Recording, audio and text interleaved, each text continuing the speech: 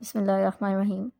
अस्सलाम वालेकुम। 9th class, today's our 10th lecture of chemistry, chapter number 2 start किया हुआ था हमने स्ट्रक्चर ऑफ एटम, और अभी तक हमने डिस्कवरीज पढ़ी और लास्ट टॉपिक में हमने रदरफोर्ड का एटॉमिक मॉडल, जिसमें हम लोगों ने उसके ऑब्जर्वेशन और रिजल्ट पढ़े थे कि उसने जो एक्सपेरिमेंट किया था उसने गोल्ड फॉइल ली थी और उससे उसने रिज़ल्ट निकाला था कि जी ज़्यादातर जो एटम है वो एम्प्टी होगा, न्यूक्लियस के ऊपर चार्ज पॉजिटिव होगा, न्यूक्लियस डेंस होगा, न्यूक्लियस का साइज़ छोटा होगा, इलेक्ट्रॉन जो हैं वो रिवॉल्व कर रहे होंगे। ठीक है, इसके अलावा जो है एटम न्यूट्रल होता है और प्रोटॉन और न्यूट्रॉन जो है वो कहाँ पर प्रेजेंट होते हैं, न्यूक्लियस के अंदर, और जो इलेक्ट्रॉन है वो क्या कर रहे होते हैं, रिवॉल्व कर रहे होते हैं। और आज हमारा जो टॉपिक है बेसिकली वो है defects of Rutherford atomic model.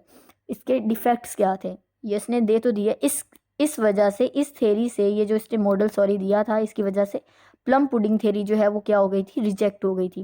क्योंकि उसके मुताबिक तो ये था कि जी पॉजिटिव चार्ज है और पॉजिटिव चार्ज के ऊपर हमने ये कहा था कि ये एक पुडिंग की तरह होती है जिसके ऊपर पॉजिटिव चार्ज है और पॉजिटिव चार्ज के ऊपर सारे के सारे क्या लगे हुए हैं, नेगेटिव चार्ज लगे हुए हैं। तो ये तो रिजेक्ट हो गई, क्यों? क्योंकि यहाँ पर ये पता चल गया कि न्यूक्लियस जो है वो दरमियान में होगा, पॉजिटिव चार्ज, और इलेक्ट्रॉन जो है वो क्या होंगे, ऑर्बिटल्स में होंगे। अब इसके डिफेक्ट्स क्या थे? क्लासिकल थ्योरी के मुताबिक इलेक्ट्रॉन के ऊपर कोई ना कोई चार्ज तो है, यह तो हमें पता है। अगर कोई चार्ज पार्टिकल है तो क्लासिकल थ्योरी के मुताबिक वो हर टाइम कंटिन्यूसली कोई ना कोई एनर्जी जो है, कंटिन्यूसली जो है वो एनर्जी इमिट या एब्जॉर्ब करता रहेगा। ठीक है, या एब्जॉर्ब करेगा या इमिट करेगा। क्यों करेगा ये हम लोग अपने नेक्स्ट टॉपिक में देखेंगे। फिलहाल कि वो क्या करते हैं, साथ साथ या तो एनर्जी एब्जॉर्ब करते हैं, मतलब मैं थोड़ा सा इसके बारे में गाइड कर देती हूँ।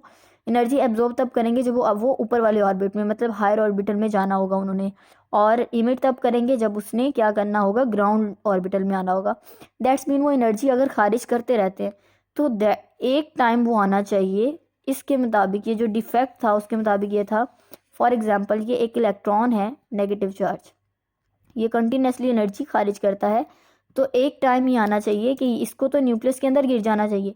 देखें ना, अगर किसी भी चीज़ की जो बैटरी है वो स्टार्टिंग में 100% भी हो ना, तो अगर मुसलसल हम लोग जैसे मोबाइल फ़ोन की बात कर लें, तो मोबाइल फ़ोन को अगर मुसलसल यूज़ करते रहें तो एक टाइम आएगा कि वो ज़ीरो पे जाएगी जाएगी। ठीक है, तो यहाँ पर अगर हम लोग इलेक्ट्रॉन की भी बात करें तो इलेक्ट्रॉन अगर 100% उसके पास पहले एनर्जी है, अब वो कंटिन्यूसली इमिट कर रहा है या एब्जॉर्ब कर रहा है एनर्जी, तो एक टाइम इमिट करते करते करते करते वो आके क्या गिर जाएगा, न्यूक्लियस के अंदर गिर जाएगा। दैट्स मीन कि हमारे पास ये तो कोलैप्स हो जाएगा, हमारे पास एटम जो है वो ख़त्म ही हो जाएगा अगर ये वाली कंडीशन होती है तो। एक इसमें ये डिफेक्ट था। ठीक है, नंबर टू ये था कि ये कंटिन्यूस स्पेक्ट्रम, अगर ये मुसलसल एनर्जी खारिज करते हैं तो इसको तो कंटिन्यूस स्पेक्ट्रम देना चाहिए। कंटिन्यूस स्पेक्ट्रम आप फिजिक्स में पढ़ेंगे, कंटिन्यूस स्पेक्ट्रम कहते हैं जैसे रेनबो होती है वैसे मुख्तलिफ कलर्स देना। ठीक है, अभी मैं आपको एक पिक्चर दिखा देती हूँ। ठीक है, तो इसको तो कंटिन्यूस स्पेक्ट्रम देना चाहिए, लेकिन ये कंटिन्यूस स्पेक्ट्रम नहीं देता, बल्कि ये कौन सा स्पेक्ट्रम देता है, लाइन स्पेक्ट्रम। लाइन स्पेक्ट्रम का मतलब है कुछ कलर्स जो हैं वो शो होते हैं और बाकी शो नहीं होते। मैं आपको इसकी एक पिक्चर जो है वो शो करना चाहूँगी, आप उससे जो है अच्छे तरीके से इसको समझ लेंगे कि बेसिकली क्या होता है। यहाँ पर अगर आपको नज़र आ रहा हो कि यहाँ पर जो ऊपर वाली रे है, ये वाली, ये बेसिकली क्या है, ये आपके पास जो कलर में आपको नज़र आ रही है ये कंटिन्यूस स्पेक्ट्रम है, और नीचे वाला जो है ये लाइन स्पेक्ट्रम है। ठीक है, तो ये दो डिफरेंस है इसमें, कंटिन्यूस स्पेक्ट्रम और लाइन स्पेक्ट्रम में। ठीक है, तो यहाँ पर इसके दो डिफेक्ट्स है, ये बहुत ज़्यादा इंपॉर्टेंट है, ये आते होते हैं, शॉर्ट क्वेश्चन भी आ जाता होता है, डिफेक्ट्स लिखें इनके। तो नंबर 1 ये कि electron being a charge particle continuously energy absorb या इमिट करता रहता है, जिसकी वजह से एक टाइम ये आता है कि वो एटम के अंदर गिर के एटम जो है वो बिल्कुल क्या हो जाए, कोलैप्स हो जाए, तबाह हो जाए।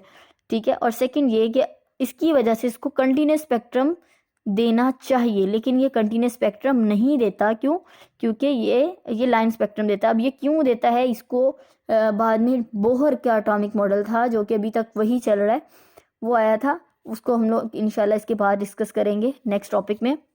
अभी तक के लिए इतना कि रदरफोर्ड ने क्या डिस्कवरीज की थी, किस तरीके से इसने, इसके मुताबिक तकरीबन अब तक जो है वो इसी की थेरीज जो हैं, इसी के जो एक्सपेरिमेंट है उसी को आगे लेकर जाया जाता है।